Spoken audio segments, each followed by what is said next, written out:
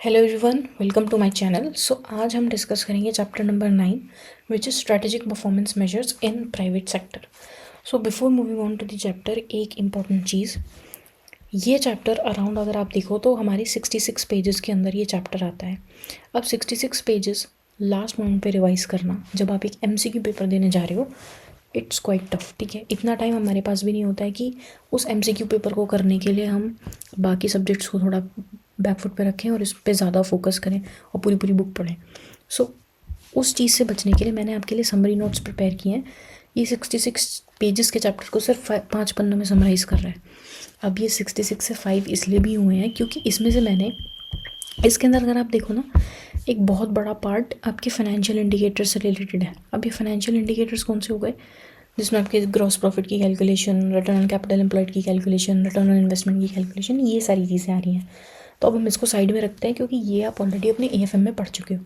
इसमें ज़रा आपको नॉलेज है, एएफएम में आप पढ़ ही रहे हो ऑलरेडी, तो इसको हम यहाँ पे दोबारा से नहीं पढ़ेंगे क्योंकि वो रिपीटिशन हो जाएगा। सो इसलिए हम सिर्फ नॉन फाइनेंशियल फैक्टर्स को कंसिडर करेंगे, जिसमें हम 4 इंपॉर्टेंट चीज़ों को कंसिडर करने वाले हैं, which is balanced score card, performance pyramid, building block model and triple bottom line. Triple bottom line थोड़ा सोशल एनवायरमेंटल से रिलेटेड है, बट ठीक है, हम उसको भी पढ़ेंगे। अब इस समरी में क्या है, इस समरी में मैंने ये सारी चीज़ें कवर की हुई हैं जो भी हमारी नॉन फाइनेंशियल से रिलेटेड हैं। सीएसएस और केपीआईज भी हमने कवर किए हुए हैं, और इसके अंदर मैंने कोई डायग्राम्स नहीं इंक्लूड किए हैं क्योंकि वो ऑलरेडी बुक के अंदर है। तो मैंने इसको बहुत simple, short and simple, crisp रखा है, जो एक फटाफट गो थ्रू करने के लिए आपके लिए बहुत बेनिफिशियल है। सो अब एक बार हम चैप्टर को पढ़ लेते हैं कि चैप्टर में एक्चुअल में है क्या, और फिर धीरे धीरे आगे चलेंगे।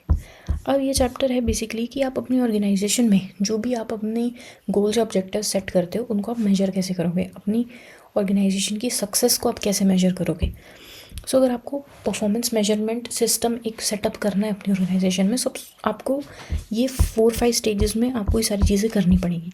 देखिए 4 स्टेजेस हैं जो बुक के अंदर भी दिए हुए हैं। सो अब 4 स्टेजेस कौन कौन से हैं।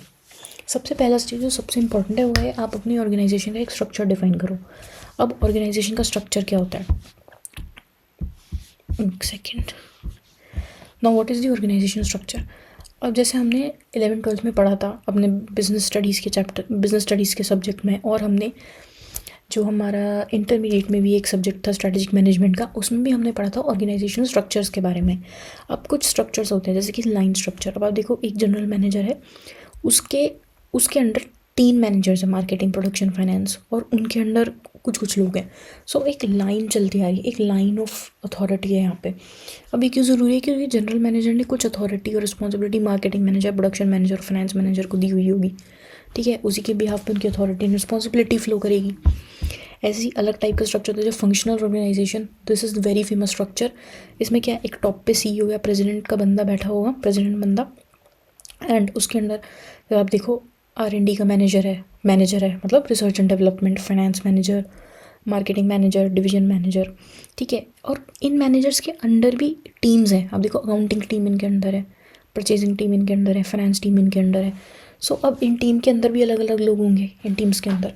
So this is functional organization, जो कि काफ़ी फेमस है, काफ़ी फेमस तो नहीं बोलेंगे, कॉमनली यूज्ड ऑर्गेनाइजेशन स्ट्रक्चर है। ऐसे ही लाइन एंड स्टाफ होता है। अब लाइन एंड स्टाफ में क्या होता है, अब जैसे मैनेजिंग डायरेक्टर है, वो अपने साथ एक पर्सनल असिस्टेंट रखेगा। पर्सनल असिस्टेंट किस लिए, ताकि बाकी का काम तो चलता रहे, जैसे उसकी लाइन ऑफ अथॉरिटी और रिस्पॉन्सिबिलिटी फ्लो करेगी वैसा तो चलता रहेगा, बट उसको अपने कोर जो उसका मैनेजिंग डायरेक्टर का जो कोर काम है उसमें हेल्प करने के लिए उसको पर्सनल असिस्टेंट चाहिए। क्यों, ताकि वो ये सारा काम आराम से देख सके, और ये जो भी प्रोसीजरल वर्क है वो पर्सनल असिस्टेंट उसका अच्छे से उसको मैनेज करके दे, बाकी वो खुद देख सके। ऐसे ही अलग टाइप के स्ट्रक्चर्स हैं। प्रोजेक्ट ऑर्गेनाइजेशन, जिसमें हर प्रोजेक्ट का एक ऑर्गेनाइजेशन स्ट्रक्चर होगा।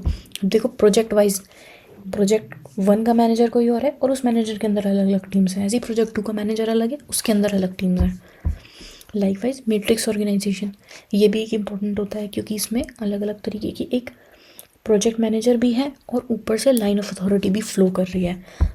ठीक है, तो ऐसे करके कई सारे स्ट्रक्चर्स होते हैं। तो अब ये स्ट्रक्चर आपको डिफाइन सबसे पहले करने हैं अपनी ऑर्गेनाइजेशन में, ताकि आपको पता हो कि आपकी अथॉरिटी और रिस्पॉन्सिबिलिटी कैसे फ्लो कर रही है। जैसे ही आपको ये पता चल जाएगा, आप क्या कर सकते हो, आप नेक्स्ट स्टेज पे बढ़ सकते हो। नेक्स्ट स्टेज क्या है, ये हमने दोनों स्टेजेस साथ में ही कवर कर लिए कि ऑर्गेनाइजेशनल स्ट्रक्चर आपने डिफाइन किया, उसके बाद आपने डिफाइन कर लिया कि डेलीगेशन ऑफ कंट्रोल, किसको क्या कंट्रोल देना है, किसकी क्या रिस्पॉन्सिबिलिटीज़ हैं। फिर आप बनाते हो परफॉर्मेंस मेजर्स। अब परफॉर्मेंस मेजर्स आप कैसे बनाओगे, आप अपने क्रिटिकल सक्सेस फैक्टर्स को आइडेंटिफाई करते हो।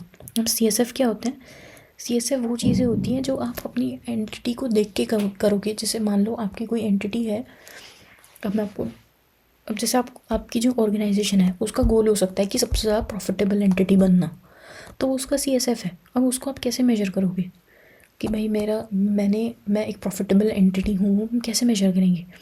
हमारा जो साल के अंत में जो प्रॉफिट आएगा, जो ग्रॉस प्रॉफिट मार्जिन होगी, जो नेट प्रॉफिट मार्जिन होगी, या जो हमारे प्रॉफिट के अलग अलग जो रेशियोज़ होते हैं, वो अगर हम अचीव कर सकें अपने टारगेट वाले, तो हम बोलेंगे ना कि हमारी एंटिटी प्रॉफिटेबल है। सो वो परफॉर्मेंस मेजर्स होते हैं। सो अब ये दोनों पॉइंट्स हमने साथ में कवर कर लिए, क्योंकि इस पॉइंट में हमने आइडेंटिफाई किया कि कैसे हम एक CSF अपना आइडेंटिफाई करेंगे कि मुझे प्रॉफिटेबल बनना है। एंड उसको हम रिव्यू कैसे करेंगे थ्रू KPI डैशबोर्ड। KPI क्या हो गया की परफॉर्मेंस इंडिकेटर। मेरा ग्रॉस प्रॉफिट मेरा प्रॉफिटेबिलिटी का इंडिकेटर है। अगर वो पॉजिटिव डायरेक्शन में फ्लो करेगा तो मेरा टारगेट अचीव हो रहा है, मेरा CSF अचीव हो रहा है, राइट। तो अब हमारी बात आ जाती है कि CSF और KPIs एक्चुअल में होते क्या हैं और इनकी इंटरलिंकिंग कैसे है, जो कि नेक्स्ट टॉपिक भी है हमारा। अगर आप देखो तो CSF बेसिकली क्या होता है, ये आपकी जो स्ट्रेटेजिक ऑब्जेक्टिव्स हैं उनको अटेन करने के लिए काम आते हैं, ठीक है। और ये स्पेसिफिक होते हैं इंडस्ट्री को, हर इंडस्ट्री का ये अलग CSF होगा। ऐसा नहीं है कि सारी इंडस्ट्रीज़ का एक कॉमन CSF हो सकता है, ठीक है। हर किसी का गोल ऑब्जेक्टिव अलग होता है, तो इसलिए उसका CSF भी अलग होगा। सिमिलरली अब हर CSF के लिए अलग KPI होगा। अब ऐसा हो सकता है कि एक CSF के लिए 3-4 KPIs हो सकता है।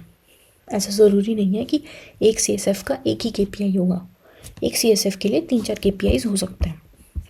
अब जैसे एक एग्जांपल भी हमारी बुक में दिया हुआ है, IT डिपार्टमेंट का क्रिटिकल सक्सेस फैक्टर क्या हो सकता है कि रिस्टोरिंग नॉर्मल सर्विस। जैसे कि कस्टमर कंप्लेंट्स आती हैं या एम्प्लॉय कंप्लेंट्स आती हैं, तो उन कंप्लेंट्स को फटाफट से रिजॉल्व करना, उनका टर्न अराउंड टाइम हमें कम करना है। तो इसलिए उनके लिए KPI क्या हो जाएगा, उनका एवरेज टर्न अराउंड टाइम। अगर वो एक टिकट जो उनके पास रेस हुआ है उसको 4 घंटे में रिजॉल्व कर देते हैं, तो उनका टर्न अराउंड टाइम 4 घंटे है। तो उनका ये गोल होगा कि 4 घंटे से हम उसको कैसे 3 आवर्स पे लाएँ, फिर 3 से 2 आवर्स पे लाएँ, कितनी जल्दी हम उसको रिजॉल्व कर सकते हैं। सो that is what KPI and CSF is. अब जिन्होंने CSF को आइडेंटिफाई करने के लिए कुछ टर्म्स दिए थे, वो थे रॉकार्ट। इन्होंने बोला था कि आप CSF को इन 4-5 तरीक़ों से आइडेंटिफाई कर सकते हो। कैसे, सबसे पहले तो आप अपनी एंटिटी का एक स्ट्रक्चर देखो, ये देखो कि आपकी कंपेटिटिव स्ट्रैटेजी क्या है, इन्वायरमेंटल फैक्टर्स क्या चल रहे हैं, टेम्पररी इन्फ्लुएंसेस क्या हैं इंडस्ट्री में। सो बेसिकली मैंने आपके लिए एग्जांपल्स ढूंढे हैं कई सारे कि कैसे CSF और KPIs के एग्जांपल्स वो इन्हीं मेजर्स के ऊपर हैं। आप देखो इसमें ये सब कंसिडर किया हुआ है इन्होंने, structure of industry, competitive strategy, position and location, environmental factors, temporary factors, ठीक है। सो अब हम एक एक करके थोड़े थोड़े एग्जांपल्स देख लेते हैं। अब अगर हम इंडस्ट्री के स्ट्रक्चर की बात करें, सपोज़ कार इंडस्ट्री है, तो कार इंडस्ट्री का ये एक CSF हो सकता है कि उसको एक अपना अच्छा डीलर नेटवर्क बिल्ड करना है ताकि उसकी सेल्स अच्छी हो। तो अब इसका KPI क्या हो सकता है, KPI उसका होगा कि हम मेजर करें कि नंबर ऑफ़ हमने एक्टिव डीलरशिप्स कितनी इंक्रीज़ की हैं, साल बाय ईयर ऑन ईयर कितनी इंक्रीज़ हुई हैं, प्लस हमारे डीलर हमारे एफिलिएशन से कितने सेटिस्फाइड हैं। सो वो भी एक इम्पॉर्टेंट KPI इंडिकेटर है, ठीक है। उसके बाद अगर कुछ और हम देखें, अगर E-कॉमर्स इंडस्ट्री है, तो हमारा ये हो सकता है कि हमारी जो वेबसाइट है, हमारी जो E-कॉम वेबसाइट है, वो बहुत रोबस्ट हो, यूज़र फ्रेंडली हो, ताकि यूज़र्स को ज़्यादा दिक्कत ना है उस पर अपना शॉपिंग एक्सपीरियंस करने में, ठीक है। तो उसके लिए हमारे KPI क्या हो सकता है कि हमारी वेबसाइट में अप टाइम परसेंटेज कितना है, कितनी बार लोगों ने हमारी वेबसाइट को बार बार विजिट किया है, कितनी देर वो हमारी वेबसाइट पर रुके हुए हैं। क्योंकि अगर यूज़र जो है ज़्यादा देर वेबसाइट पे रुकेगा तो उसका ट्रैफिक ज़्यादा होगा, इसका मतलब वो कुछ ना कुछ बाय करके या कुछ ना कुछ उस पर करके जाएगा, राइट। सो वो हम एक तरीके से मेजर कर सकते हैं। प्लस कितनी बार यूज़र ने दोबारा से विजिट किया है, एक बार शॉपिंग करने के बाद दोबारा वो कितने टाइम है, so that is up time percentage. ऐसी अगर रियल एस्टेट है तो लोकेशन एंड प्रॉपर्टी वैल्यूएशन उसको अपना अच्छा रखना है उस ऑर्गेनाइजेशन को, तो उसके लिए क्या होगा कि एवरेज प्रॉपर्टी टर्नओवर टाइम। क्या मतलब कि अगर किसी बंदे ने हमसे प्रॉपर्टी खरीदी है तो उसको कितने टाइम तक अपने पास रखा हुआ है, ठीक है। That is one of the indicators KPI या फिर एक्यूरेसी ऑफ प्रॉपर्टी वैल्यूएशंस, कि जिस जिस प्राइस पे हम प्रॉपर्टीज़ को यूजुअली सेल या बाय करते हैं वो कितनी एक्यूरेट है मार्केट से लेके। सो अगर कंपेटिटिव स्ट्रैटेजी, तो स्ट्रक्चर के ऊपर हो गया। कंपेटिटिव स्ट्रैटेजी की बात आती है तो डिफरेंशिएशन अगर है, अगर आपकी स्ट्रैटेजी डिफरेंशिएशन है तो आपकी क्या क्वालिटी है, कि क्या कस्टमर आपकी वैल्यू जो आप प्रोवाइड कर रहे हो डिफरेंशिएशन के थ्रू वो उसको एज सच परसीव कर भी रहे हैं या नहीं। तो उसके लिए आप रेटिंग्स यूज़ कर सकते हो। रेटिंग्स का एक बहुत बड़ा इंपॉर्टेंट होता है कि आपको ये प्रोडक्ट कैसा लगा, आप रेट करो 5 में से, उस तरीके से। प्लस आपका प्रोडक्ट कितनी बार यूज़र रिटर्न कर रहा है, कस्टमर रिटर्न कर रहा है। उसके बाद हम एनवायरमेंटल फैक्टर्स पे भी आ जाते हैं। सो ये कई तरीके के एग्जांपल्स हैं एनवायरमेंटल फैक्टर्स में। कैसे कि अगर एयर ट्रैवल है तो इंटरनेशनल एविएशन स्टैंडर्ड्स हमें मीट करना है, तो उसके लिए कंप्लायंस हमारी कैसी है, फ्यूल एफिशिएंसी कैसी है, ठीक है। टेम्पररी फैक्टर्स क्या हो सकते हैं कि मार्केट में मान लो कुछ एनोमली चल रही है कि एकदम से प्रोडक्शन बहुत ज़्यादा हमें बढ़ाना पड़ रहा है, तो उसके लिए कि हमारा टाइम कितना है प्रोडक्शन को इंक्रीज़ करने का, ठीक है। डिमांड सप्लाई रेशियो हमारा मीट हो रहा है या नहीं हो रहा है। तो ये कई तरीके के CSFs हैं इधर, और इधर KPIs उनको मेजर करने के। अब आप एक चीज़ नोटिस करोगे, जितने भी आपकी KPIs है ना वो या तो नंबर के टर्म्स में या परसेंटेज के टर्म्स में या कॉस्ट के टर्म में या अमाउंट के टर्म में बेसिकली उसमें आ रहे हैं। KPIs ऐसे कोई वेग नहीं है, या तो स्कोर्स के टर्म में आ रहा होगा, ठीक है, या आपका रेटिंग के टर्म्स में आ रहा होगा। सो दिस मीन्स आपका जो KPI है वो क्वान्टिफाइबल होना चाहिए, वो ऐसा आप वेगली नहीं कह सकते, ठीक है। वेग आपका CSF वेग हो सकता है, ठीक है। आप कस्टमर सर्विसेज एंड एक्सपीरियंस, इसको क्वान्टिफाई कैसे करोगे, ये तो वेग है ना, ये तो क्वालिटेटिव है। तो इसी को मेजर करने के लिए हमें KPI चाहिए कि आप कस्टमर सेटिस्फेक्शन रेटिंग्स लेके आओ, रिपीट बुकिंग परसेंटेजेस लेकर आओ, ठीक है। So these are your CSFs and KPIs। So ये हमारी ऑर्गेनाइजेशन के लिए इंपॉर्टेंट है।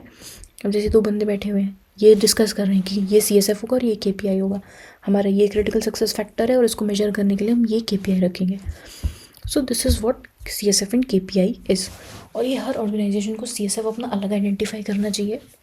प्लस किस टीम में, ऑर्गेनाइजेशन में कई सारी टीम्स होंगी, कई सारे मैनेजर्स होंगे, तो हर मैनेजर की KPI को आइडेंटिफाई करने की जो कह सकते हैं एक तरीके से प्रायोरिटीज़ होंगी वो भी डिफरेंट हो सकती हैं। सो अलग अलग तरीके से आपको KPIs एंड ये सब मेजर करने चाहिए। अब हम आ जाते हैं, आगे बढ़ जाते हैं। अब परफॉर्मेंस मेजर्स करने के, अब परफॉर्मेंस को मेजर करने के लिए हमारे पास 2 तरीके हैं, या तो हम फाइनेंशियल इंडिकेटर्स के लिए जाएं, प्योर फाइनेंशियल इंडिकेटर्स के लिए, या फिर हम नॉन फाइनेंशियल इंडिकेटर्स भी यूज़ कर सकते हैं। अब प्योर कैसे होंगे, जैसे कि ग्रॉस प्रॉफिट हो गया, ROCE हो गया, ROI हो गया, ये सारे जितने भी हैं, earning per share, economic value added, NPV, ये सब, ठीक है। ये फाइनेंशियल इंडिकेटर्स हैं, ये बहुत ज़्यादा मोटिवेट करते हैं एम्प्लॉयज़ को, प्लस एक इंस्पिरेशन देते हैं बेसिकली उन्हें कि अगर किसी मैनेजर को आप बोलो कि आप 10% का ROI आपकी टीम लेकर आई है, या आपकी टीम ने इतने % रेवेन्यू में ग्रोथ लेके आई है, सो उनके लिए बहुत इंस्पिरेशन होता है, उनके बहुत मोटिवेशनल होता है। फाइनेंशियल इंडिकेटर्स में अगर आप किसी को बताते हो उनकी ग्रोथ या उनकी परफॉर्मेंस को फाइनेंशियल इंडिकेटर्स में मेजर करते हो, सो जितने इंपॉर्टेंट फाइनेंशियल इंडिकेटर्स हैं उतनी ही ज़्यादा इंपॉर्टेंट नॉन फाइनेंशियल इंडिकेटर्स भी हैं।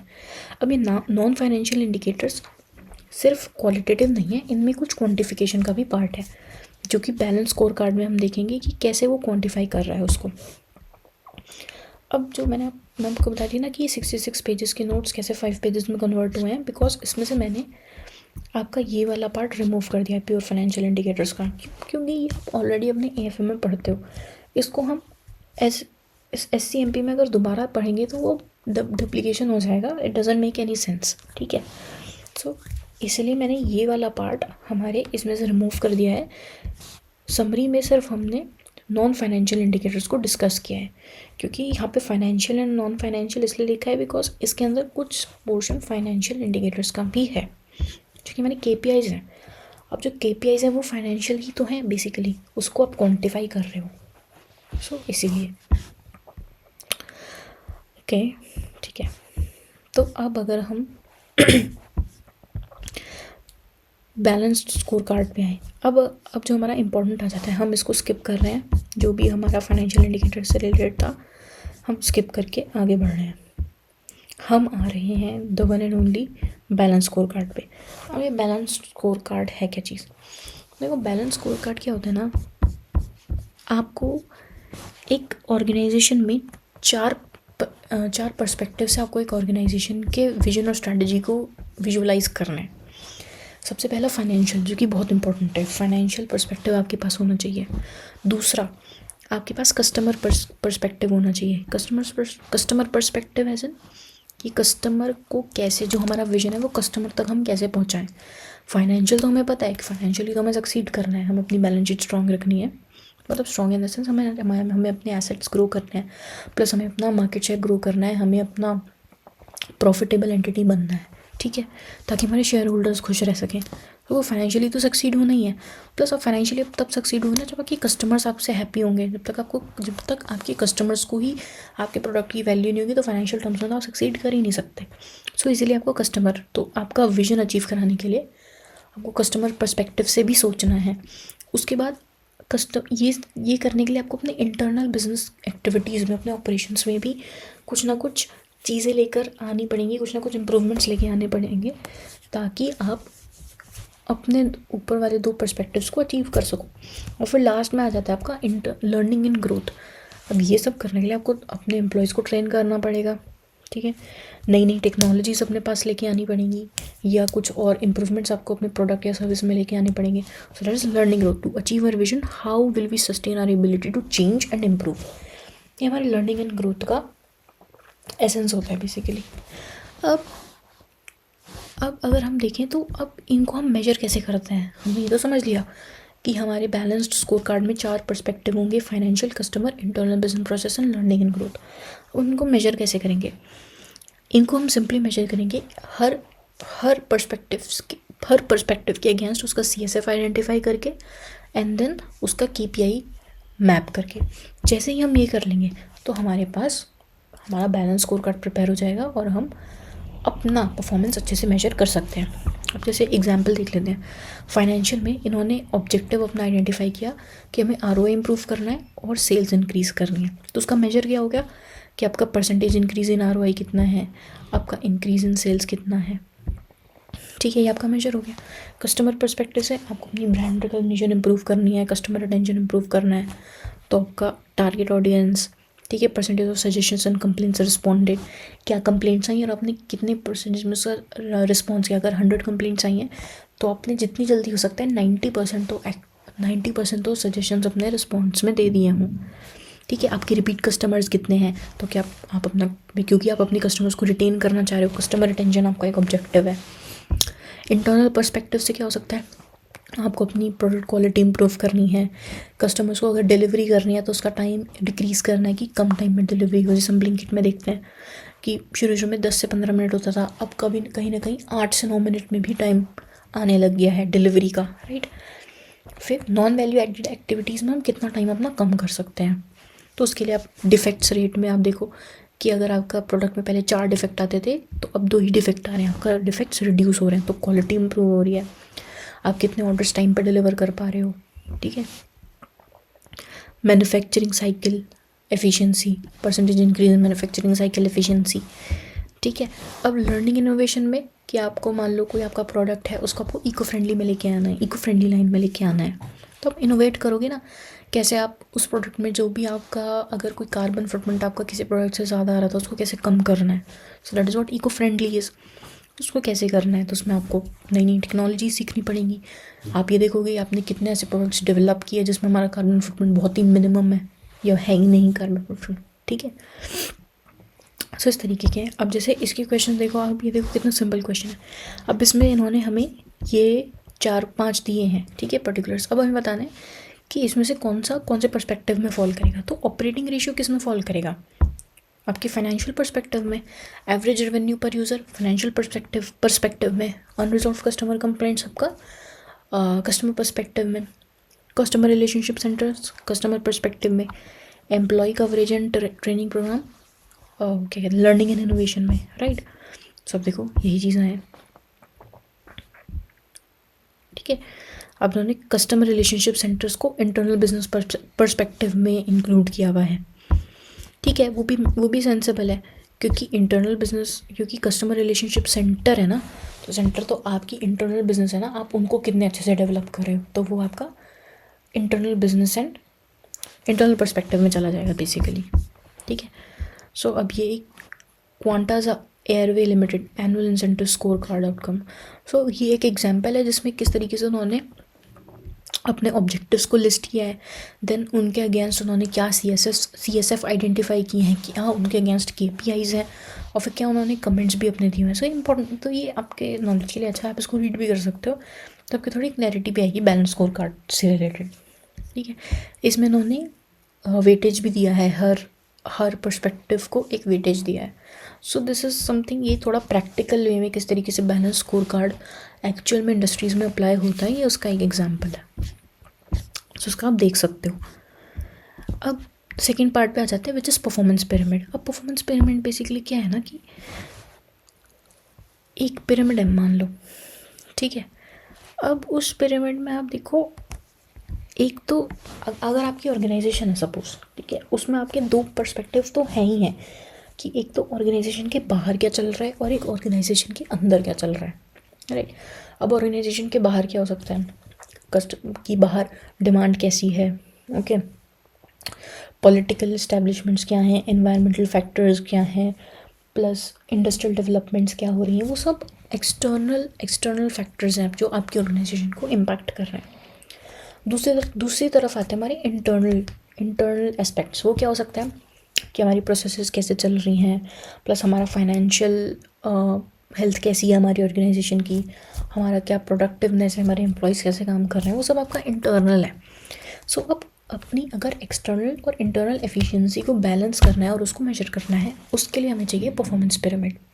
वो कैसे होगा, आप एक पिरामिड बनाओ, सबसे टॉप पे आपका कॉर्पोरेट विजन होना चाहिए, क्योंकि हमें जहाँ पर निशाना लगाना है वो कॉर्पोरेट विजन है। We have to achieve our corporate vision, corporate goal. हमें अपने विजन के लिए काम करना है, तो वो हमेशा हमारी आंखों के सामने रहना चाहिए, ओके। तो इसलिए वो टॉप पे है कॉर्पोरेट विजन। अब आप देखो, इस पिरामिड को हमने दो पार्ट्स में डिवाइड कर दिया, एक्सटर्नल इफेक्टिवनेस, इंटरनल एफिशिएंसी, ठीक है। अगर आप देखो, ऑब्जेक्टिव्स हमारे टॉप टू बॉटम फ्लो कर रहे हैं।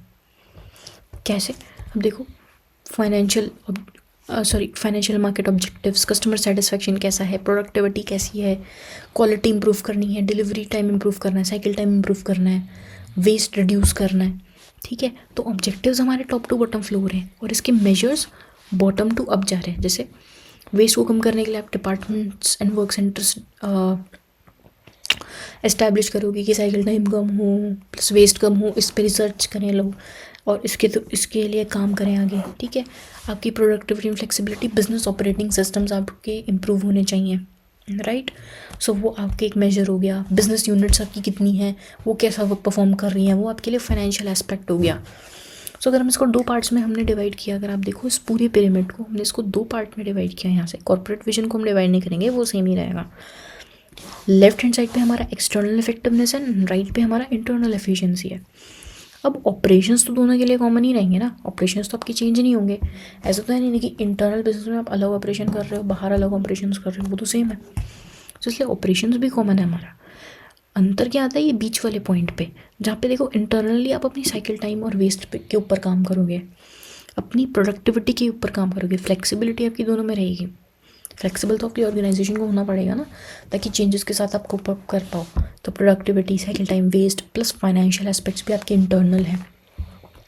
इंटरनली आपकी फाइनेंशियल एस्पेक्ट्स कैसे हैं, मतलब फाइनेंशियल एस्पेक्ट्स भी आपकी एक्सटर्नल दोनों ही हैं, एक्सटर्नल और इंटरनल दोनों ही हैं, बट इंटरनल फाइनेंशियल एस्पेक्ट्स थोड़े से डिफरेंट है और एक्सटर्नल फाइनेंशियल इम्पैक्ट्स थोड़े से डिफरेंट है।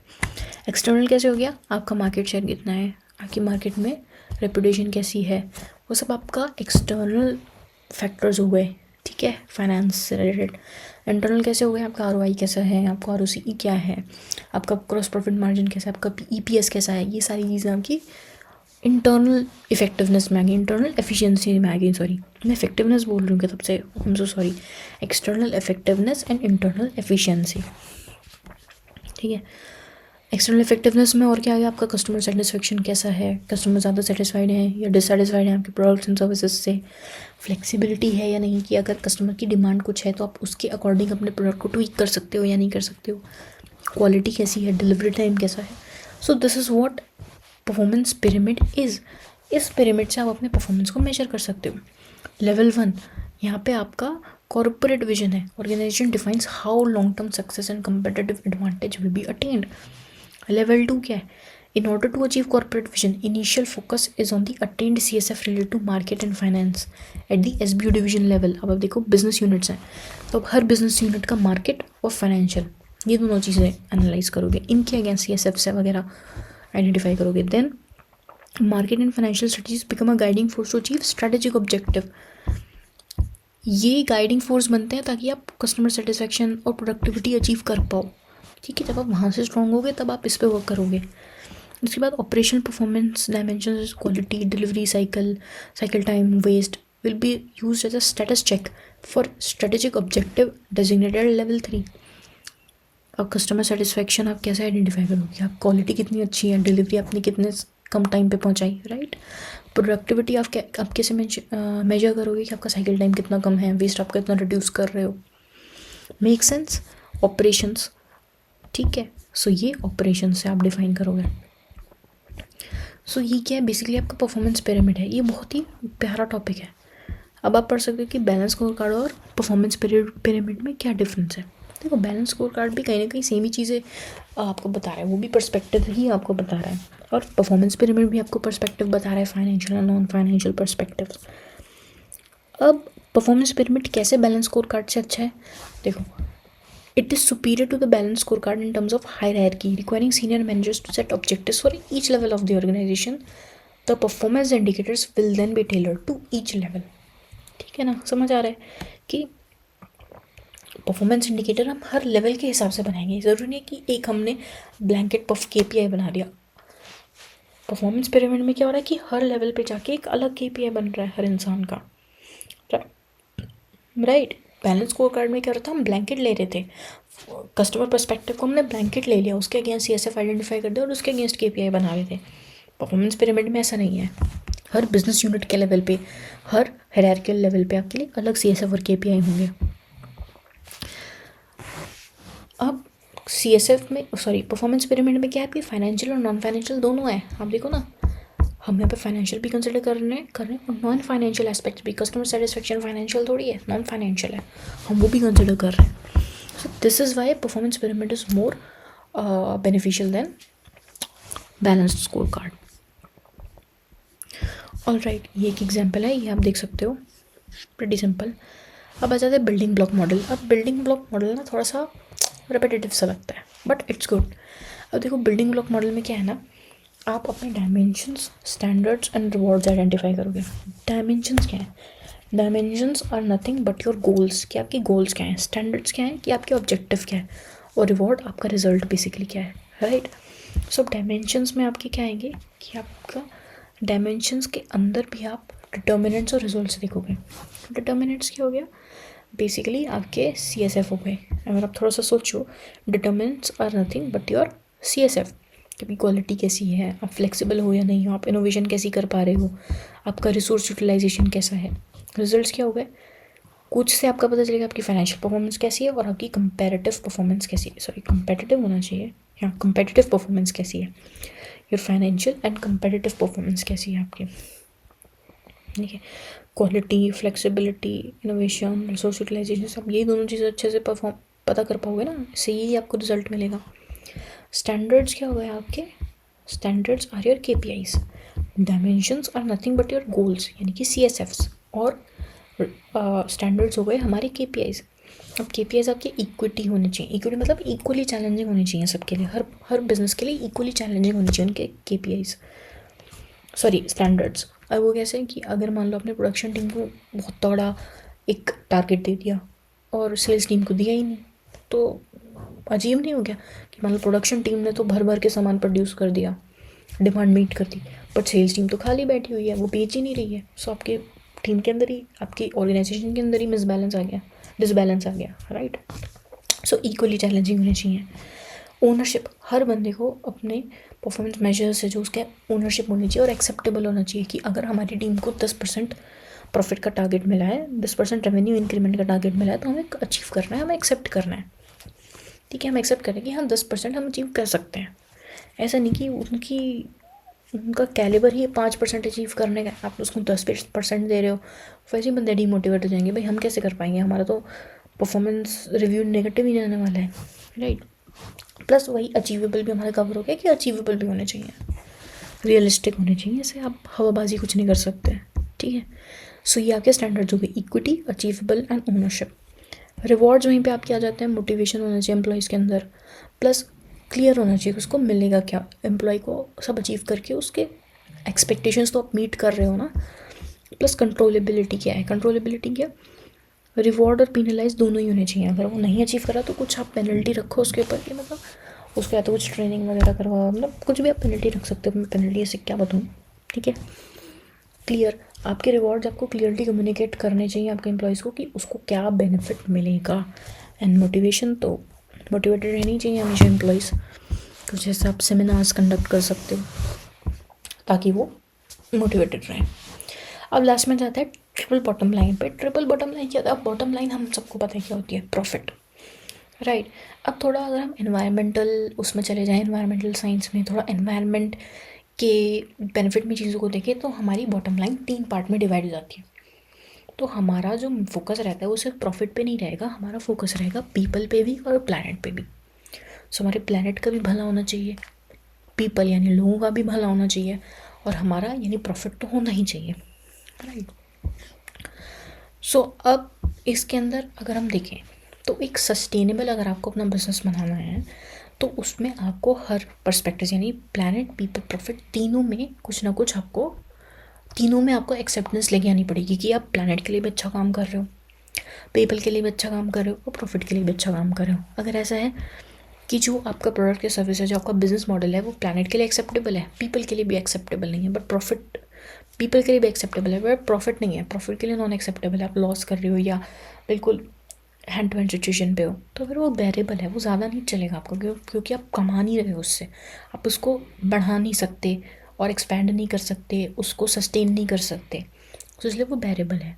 वहीं अगर पीपल और प्रॉफिट आपका अच्छा है बट प्लैनेट के लिए अच्छा नहीं है तो वो एक थोड़ा इक्विटेबल होता है, ठीक है चल जाएगा बट ज़्यादा नहीं चलेगा, क्योंकि प्लैनेट को तो उससे नुकसान हो रहा है, भले से लोगों के भले में है, आप प्रॉफिट भी कर रहे हैं। मेजर बिजनेसेस आपके एक्सेप्टेबल और पीपल एंड प्रॉफिट की एक्सेप्टेंस में ही आते हैं, राइट।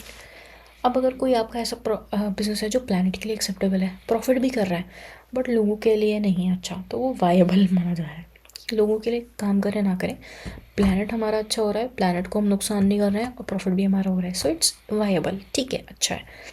और अगर तीनों ही आप मीट कर रहे हो कंडीशन, तीनों ही आपकी एक्सेप्टेड कंडीशन है, तो वो बिजनेस कहलाता है सस्टेनेबल बिजनेस, ठीक है। ये जो अब आपके प्लैनेट, पीपल, ये आपके स्टेक होल्डर्स हैं, शेयर होल्डर्स आपके प्रॉफिट में कवर हो गए, पीपल और प्लैनेट में आपके स्टेक होल्डर्स आ जाते हैं। सो TBL जो है, ट्रिपल बॉटम लाइन, वो बिलीव करता है कि आप स्टेक होल्डर अप्रोच फॉलो करो instead of your traditional shareholder approach. So it has become a substitute for full cost accounting even with a wider aspect.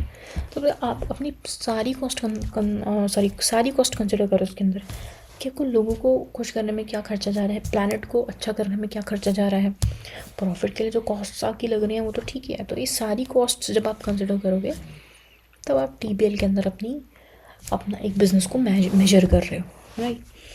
सो ये आपका ट्रिपल बॉटम लाइन यहाँ से कवर हो गया। सो यहाँ पे हमारा चैप्टर जो है ख़त्म हो जाता है।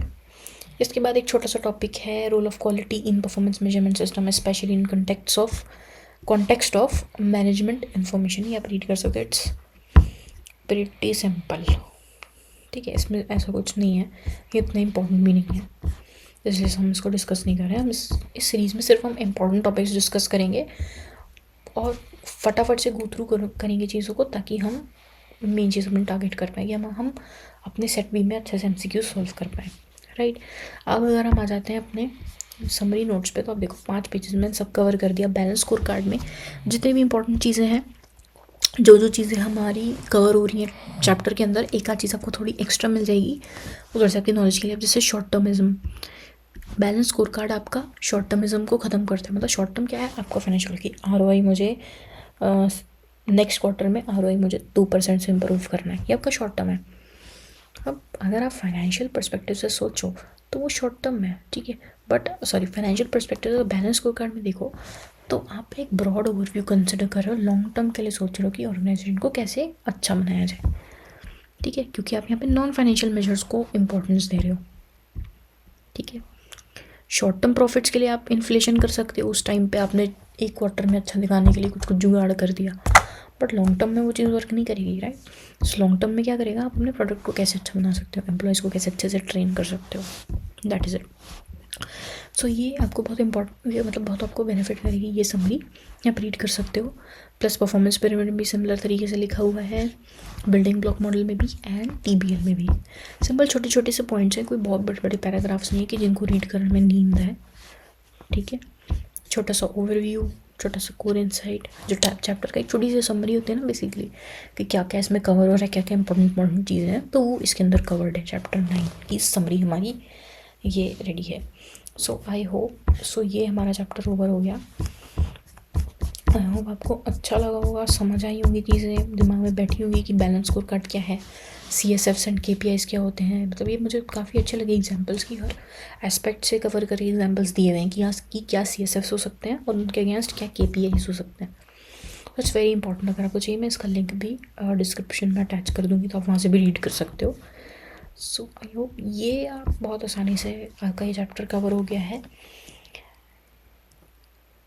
दैट्स इट, आप ये ख़त्म हो गया, इसके आगे मैं पता नहीं क्या बोलूँगी। सो या सी यू, ऑल द बेस्ट।